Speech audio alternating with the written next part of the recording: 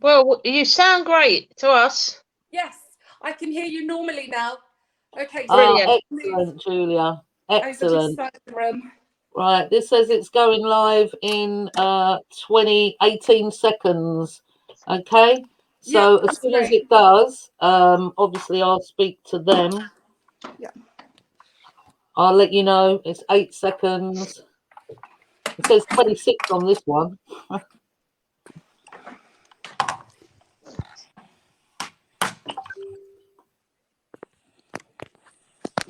Right, it's now showing us live. We're live, yeah. Facebook, well, yeah. You sound great to us. Right, I'm just going to have to silence it on here. Great reception now. Brilliant. That's it. Let me just get it up so I can see comments. Annie has told us, yeah, we're live. Thank you, Annie. Thank you to anyone who's watching. This is a really weird webcam. It seems to put me right up the front like that for some reason. Thank you for joining us. Hi, Ollie. Please, everyone, if you can see the share button, please share, because we already know that it's being hidden. I set this up, I don't know, about an hour ago, I think, or something like that. Only so many people could see the share button. I couldn't even share it to my other page, Fighting for Justice, but I will do after, because you should be able to copy the link. Now, me, Melanie and Julia, and another lady, another mother called Lisa, did a live feed on YouTube on the 24th. Hi, Keith. Hi, Hugh. Everyone. Dave, thank you for joining us. Please share. It's so important for these ladies and their loved ones. We did a live on the 24th of June on YouTube, which had the link to the petition in that video. I noticed when we put also that onto Facebook and started sharing that petition, although obviously there was an amount of people that did see it, but I know full well it's being hidden. Now, Lisa, who did join us on that, was going to join us tonight, but she hasn't been able to make it. But I just want to mention Lisa's name. And Lisa lost her son, Ben, in 2008, the 28th of December 2008, age 20. So, Melanie, can I pass over to you so you can let everyone know why we're on this live tonight, just while I try and share this more? Yeah, certainly, Tracy. Hello, everyone. Thanks for joining us. My name is Melanie Leahy. My son, Matthew, well, he also died.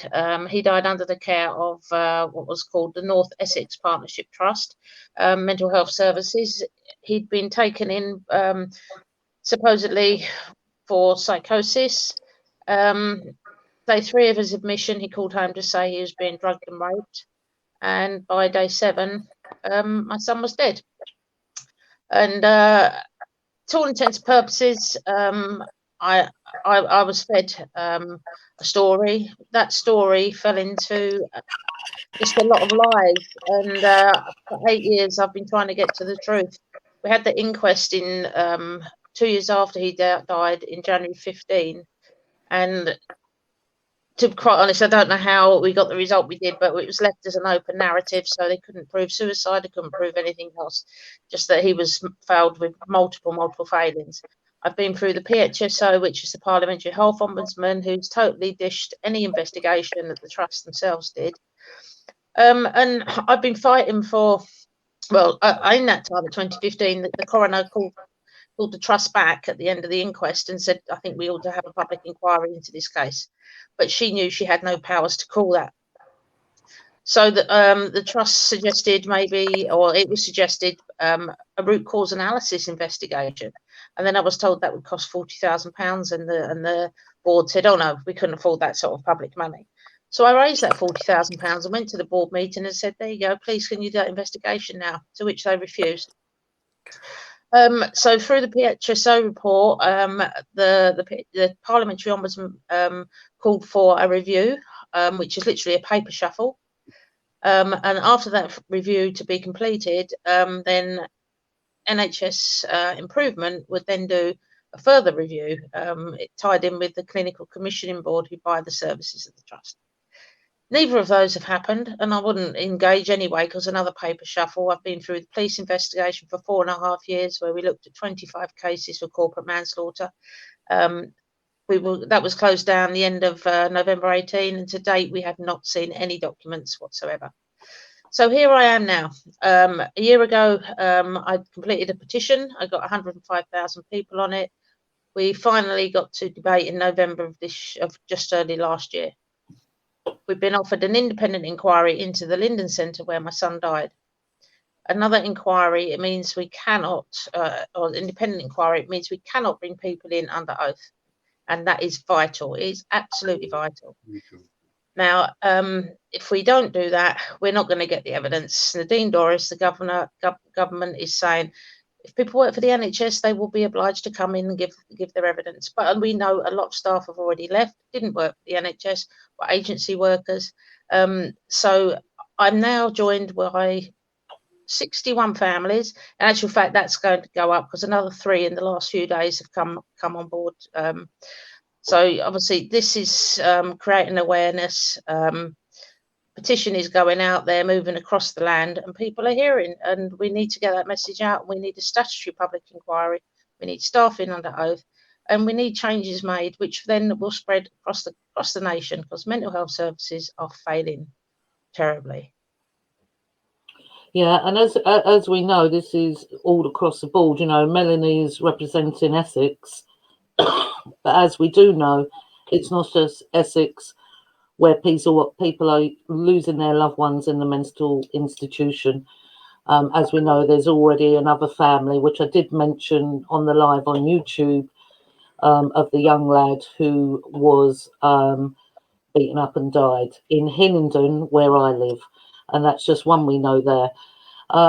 Melanie, I think it's also important, like if you add, just to say, the reason why we're doing this is Melanie has started another petition, a second petition, it's a nightmare. for the same thing that she shouldn't have to do. It was obviously in the public interest because 105,000 people signed that petition for a statutory public inquiry, and they have completely ignored it. This is what they do.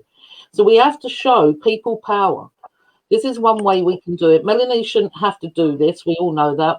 None of us should have to do what we do, but we are having to, because what they do is just ignore what we ask, what we show them, and everything else. So in the link is the link to the petition. Please, anyone, if you could share that petition far and wide every day, so we can get these signatures again to show that the people are not going anywhere. This is what the people want, and this is what we demand, which they have already. Thank you, Melanie. We have Julia with us. Julia can't say a lot because Julia has an inquest going on at the moment. Julia's son's name is Chris. Over to you, Julia. Yeah, I lost my beautiful son, Chris, age 19, last summer. He had autism, epilepsy, and an IQ of 58, according to the diagnostic report he had. I had also lost my brother in 1987, at the same age, with the same name. And the correlation, the culprit that also put my grandmother in hospital for the last 5 years of her life is autism. And while I can't speak specifically about Christopher's case because that would be unfair and discourteous to people who are working on that, and rightly so, I started a support group for, it's large, it's growing, hundreds, special educational needs families in the area which I live in, Essex, a large town, South End. And we want to make sure that those young people are safe as they grow older and as they hurtle towards these systems, as they do.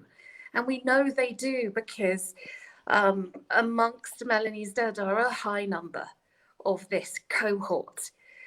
So we need to do what's right to make sure they're safe, both in their childhoods and as they hurtle towards these services, which may not be prepared for them. There are so many obstacles towards safety, and we need to make sure we all are aware of those and that we are safeguarding our young and elderly and our most vulnerable on every level. That is the measure of a decent and properly functioning society. We have to get that right. So it is absolutely critical that we have a full statutory public inquiry at this point. And I still can't believe it. But apparently this, if we win, which we will because we can't stop, we don't have the luxury of stopping and giving up, this will be the first ever statutory public inquiry into mental health. Now, stop and think about that for a second. In our history, we've never had one. And I know this year, all we're talking about is mental health, but are we doing so in a progressive, is that the right word? I'm not sure. Are we doing so in a proper manner, which is sincere and which will really lead towards the saving of lives? If we are, how can we not all as a nation push really, really hard for this full statutory public inquiry? I don't see a viable plan B to that. I don't see a downside. So this ought to be something that the entire nation is behind. And certainly in the past week, we have seen and heard and been contacted by people who say, that's right. And it's been incredibly hard work for Melanie. I question why Melanie had to do this. Why Melanie? Why wasn't this happening? Why does it take someone like Melanie to initiate and push and be the momentum for this? Thank you, Julia. How many lives, Melanie, do you feel you could have saved if you'd been listened to in the first place? Now, I know Lisa and her son Ben, that happened to Ben before it happened to Matthew, and it's probably happened to many others prior to Ben. How many do you believe you could have saved had you been listened to in the first place? Well, certainly I know that had they made the recommendations that were made after Ben's death, my son would be alive, or he couldn't have died by the means that he supposedly did. Had they listened to the recommendations made after Matthew's death, Richard Wade would still be alive or couldn't have died the way that he did. And another man that we can't name, the same thing. And there's been multiple others. Now, had they made the changes that they should be making, that was just in that one building. Across the nation, I'm sure there are thousands, because there are still hospitals across this country that are unsafe. And they do not take the learning from one ward to another, to another, to another hospital, to another. They are not pushing it across. There is no set standard. And even if there were set standards, when these standards are not adhered to, there is no accountability. So there are still unsafe practices across the nation that it's repeated constantly. Risk assessments not being done right, staff aren't being trained, not enough staff on the ward, management not communicating properly, poor governance. We're still picking that up now, and last month's CQC inspection. And it's until we have accountability in the system for any wrongdoing and repeat failings, that sort of thing, nothing will change, and people will continue to die. That's it. That's exactly what I say as well. Without accountability, now I know my case is different and we're not on here tonight for that, but without accountability, everything that has happened to us mothers here and across the nation to everyone else, it will keep happening. I won't name names, but it was something was alerted to the other day. Now, if there's a ligature point and it's been advised it needs to be removed, that is down to the estates management of a trust.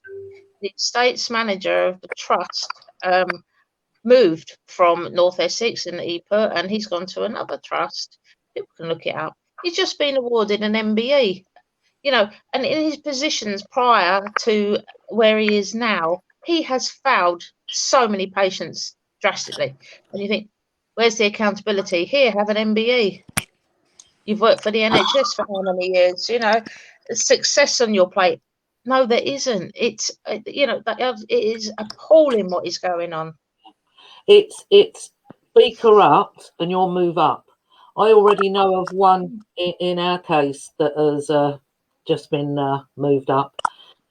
So absolutely, you know, it's like I said before on our YouTube video, it's not about, you know, you do the right thing, you will move up. You do the wrong thing, you will move up.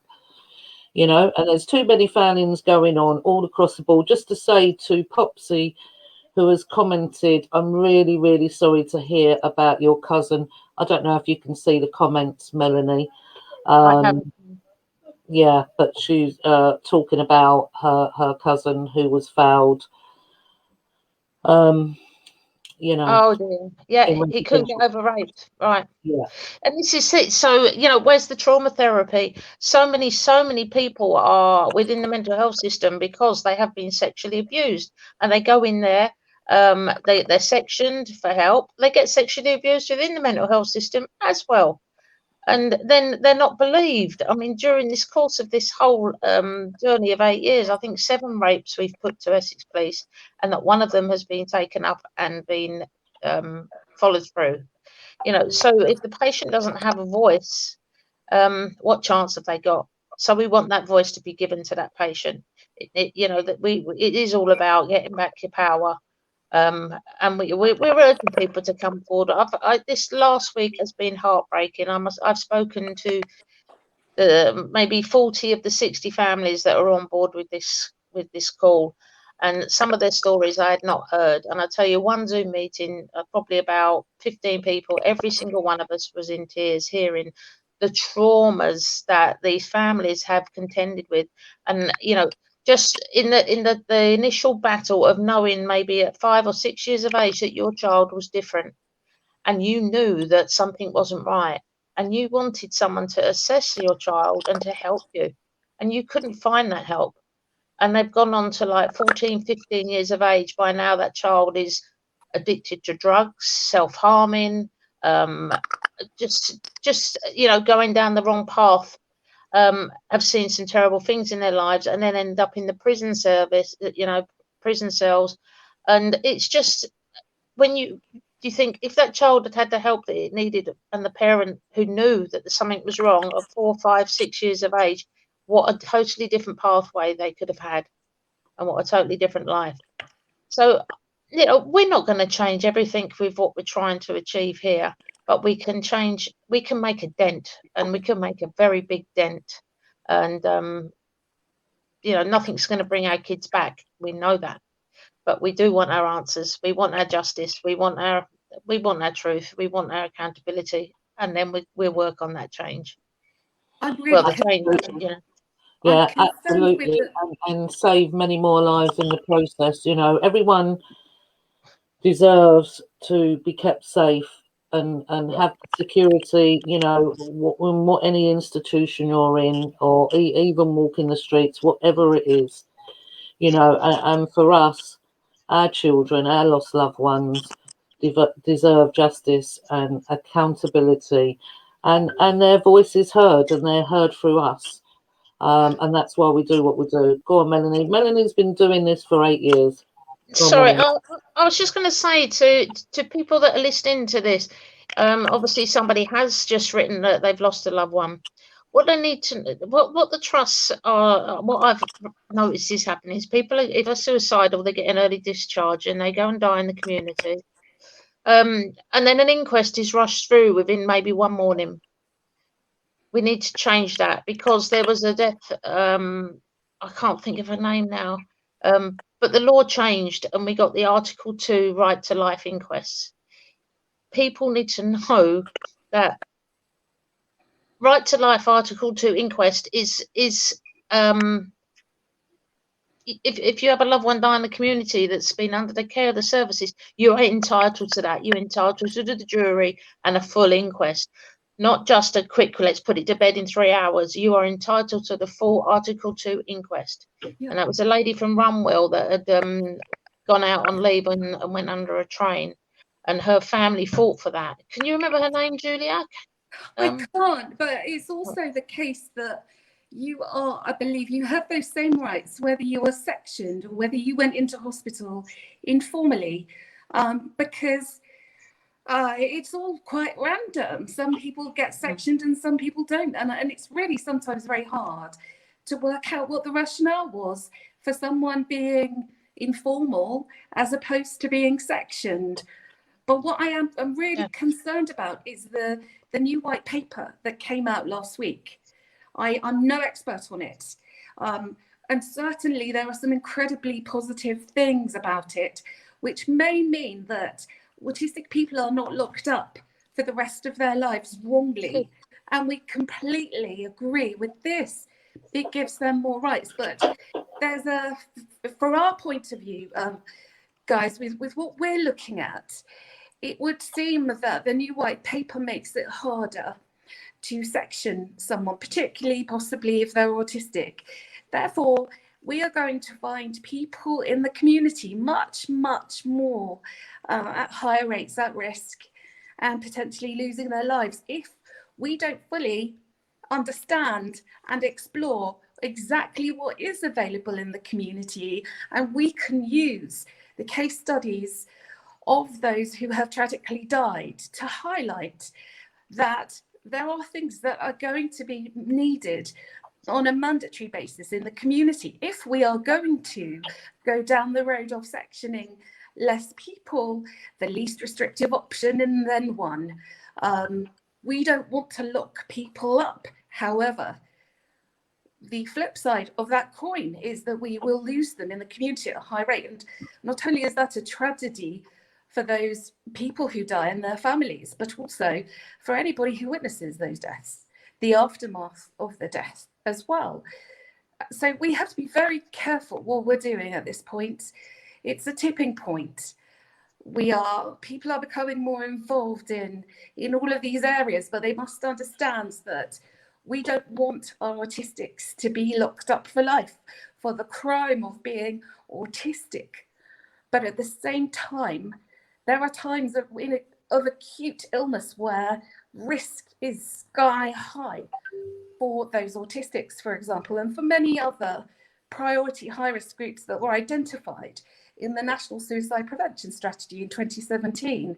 Although that knowledge doesn't seem to have filtered down yet, you can imagine that we may be looking at a bloodbath subsequent to this white paper then, if many of those high-risk priority groups have not been identified and safeguarded within local commissioning and protocols. What are we looking at once we ease the chances of sectioning people even more? Or are we going to go out every day? Are we going to find people jumping under trains, jumping off bridges every day as we do our daily shop? Are we going to become able to just deal with that? Oh, well, there's another one. Never mind. Because that's well, we know that locally to us, and I'm sure locally to, in anybody's area, it is happening as a, the papers are, and the news is constantly, people are taking their lives. I don't think they report them all either, because I know someone who's a friend of mine that their friend has had 2 4 months ago down the same road. Yeah. They won't report it. And of course, it's the sad bit is, it's like just doing a petition. Every mental health charity I go, can you share this? Can you share this? Can you get us on Mind, Calm? I don't mind naming them. Rethink. I've asked these top charities. I say, we raise money for you guys. Now we need a bit of comeback. One charity came on and time. I bless them. I can't remember. There's a small charity, but they came on in support. But the others, the big charities that we all do fundraising for, because they are funded by government, don't want to get involved. And their main criteria is, let's talk about it. Let's talk about this. Let's talk about that. But that's fine. What about when people need the services and they need the services to be safe? That's what we're talking about. Post on LinkedIn the other day. There were loads of people saying, what should we do? What should we do to lower suicide rates? And everybody had their little idea. And then one woman came on, and she works very closely at grassroots level, day to day, with people at risk of suicide. And presumably she loses some. And she said, stop talking and start acting. That's what you can do. Yeah. Yeah. Well, we're going to... Sorry, go on, Trace. I was just going to say, we didn't want to do a long video tonight, and the main aim was to get this petition pushed, because that is what's being hidden right now. So obviously it's hitting a nerve, isn't it? And again, I'll reiterate, this is why we need people power. And also, you know, you've got Article 2, the right to life. You've also got the right to a proper investigation, because so many of these terrible, horrendous deaths, quite a few of them are suspicious. So everyone deserves the right to a proper investigation, and people need to start doing what we're paying them for. And the fact of the matter is, they're not doing what we're paying them for, and they're all covering for each other. Every institution, like the CQC, you know, I mean, in my job role before, I used to have the CQC inspector come into my work environment and check everything out, and she used to do it thoroughly. She did, but there's obviously certain ones that don't do their job thoroughly, and it needs to stop. It needs to stop. You know, the IOPC will cover for the police, and so on and so on. The ombudsman, what's the other one for the TV? What's the one for the BBC and all that? They cover for them, and so on and so on. It's got to stop, you know, or you create very independent, you know, like the IOPC have ex-police in there. That shouldn't be allowed. It shouldn't be allowed. So there's so much that needs reforming. But that we can save to another time. We didn't want to do a long video. We just wanted to come on, let you know while we're here, and push this petition.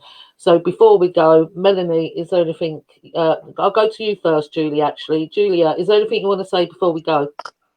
Please just help us to secure the first statutory public inquiry in history, which will encompass the death of my son, as well as everybody else, so that we can learn from it and save lives. So that is that simple. Thanks. Thank you, Julia. Thank you. I know it's hard. Thank you very much. Melanie, over to you. Well, I think I just have to reiterate exactly what Julia said, and in time I'll be bringing other families on here with your permission, Tracy. They all have powerful stories to tell, because, you know, evidence. Think someone dies, as an inquest is put to bed, families go and grieve. But these families want to now spread the word to empower other families, to stop these happening. And that's what we'd like to do. So I just have to say thank you, Julia. You've been great tonight. And thank you, Tracy, for having us both. No, you're more than welcome anytime, Melanie. You know that. You know, thank you for asking me to do it, because the more we can show people what is going on in this country. And I just want to quickly put out, you know, if there's any family out there that is in Essex or anywhere else, please get in touch. If you believe, you know, what happened to your loved one should not have, you know, lack of care, lack of investigation, anything, please get in touch. If we can help, we'll help, and so on. And bear in mind that if Melanie and those families get that statutory public investigation, that will open up the doors for people, even like me, because I want one for our boys. Yeah, getting told it's not in the public interest. No, it is in the public interest. One person sitting back there saying it's not in the public interest when you've got 105,000 signatures to that. Well, I've got to just say, I had Nadine Dorris saying to me in Parliament, we don't do public inquiries into one death, into single deaths. Well, in fact, they have done over the years. And, well, now there's 62 and it's growing. You know, I think this is going to be bigger than Hillsborough when it cracks. And Yeah. And they didn't get justice either, did they? You know, They they got didn't. someone in court, acted the game out, acted it out in those court, and those poor families didn't get that and was lied about for years through the media. And what was that thing? Can we end it with what you posted just before we came in when you said we was at stage 2? Oh, on the truth thing, I can't remember what it Yeah, is now. I'll get it Have you up. got I'll it? get it up because this is for 3 us. steps to truth. Yes. Yeah, and it is. I'll just get it up. Bear with me, people, please. I just want to thank everyone for coming on, watching, sharing. Even when we come off, if you can kindly share. I know Facebook will be shadow banning this and blocking this. If you can copy the link and share it from there and get this petition out and show people power, that'd be brilliant. So I'm just going to end it with this. Truth passes through 3 stages. It is first ridiculed. Second, it is violently imposed. And third, it is accepted as self-evident. Thank you very much, everyone. We will see you again soon. Take care. Thanks, Thank Nancy. you. Thank Bye-bye, you. everyone. Bye.